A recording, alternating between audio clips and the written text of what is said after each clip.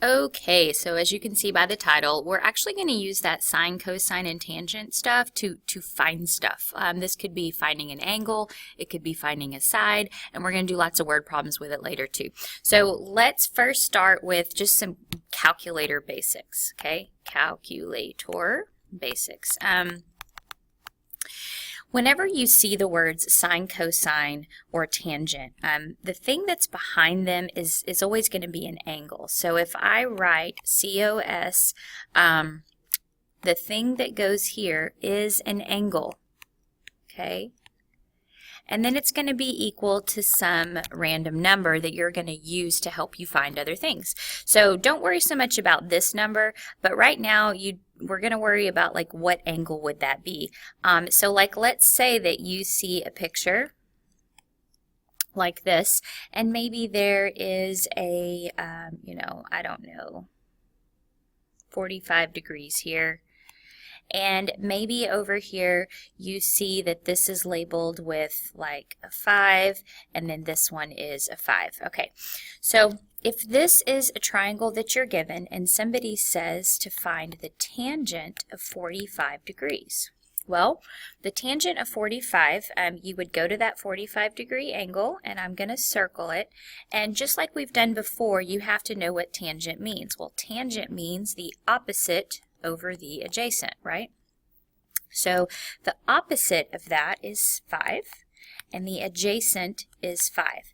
So without a calculator, this can be done because we know that 5 over 5 is 1, right? So what I want you to do is to let yourself see in the calculator that that's true.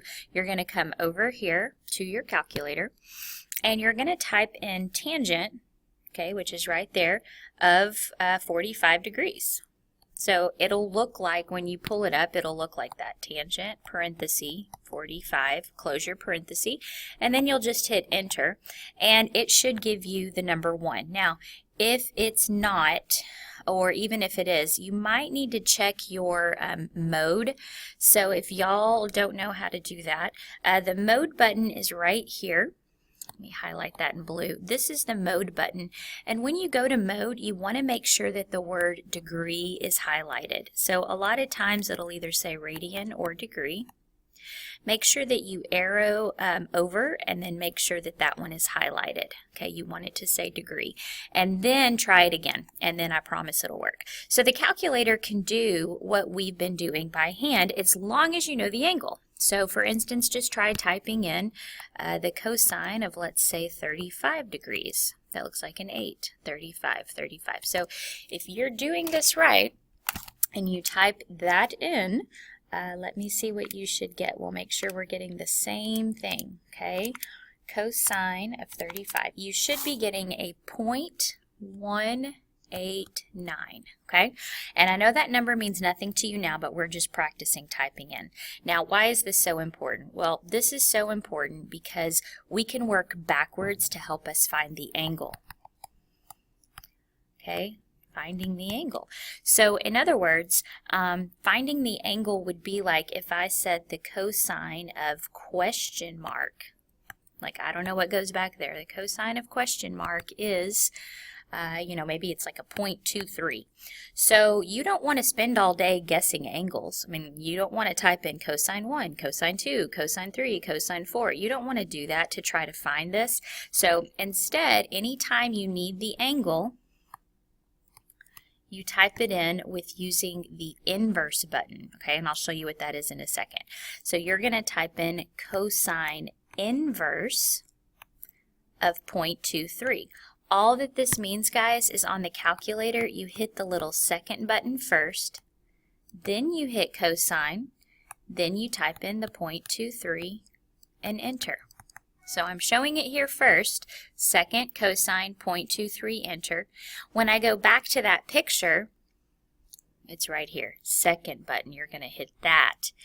Then you're going to hit cosine. Then you're going to hit the 0.23 and then enter.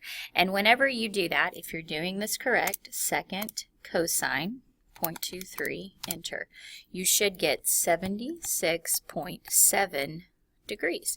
So what it does is it works backwards for you, and it helps you find an angle. So if you want to just practice that, why don't you try the tangent of something is equal to 2.6, and then maybe the sine of something is equal to 0.33.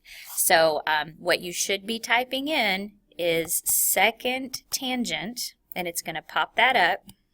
Then you can do that. And when you do that, you should get 68.96. The next one, you're going to get 19.27.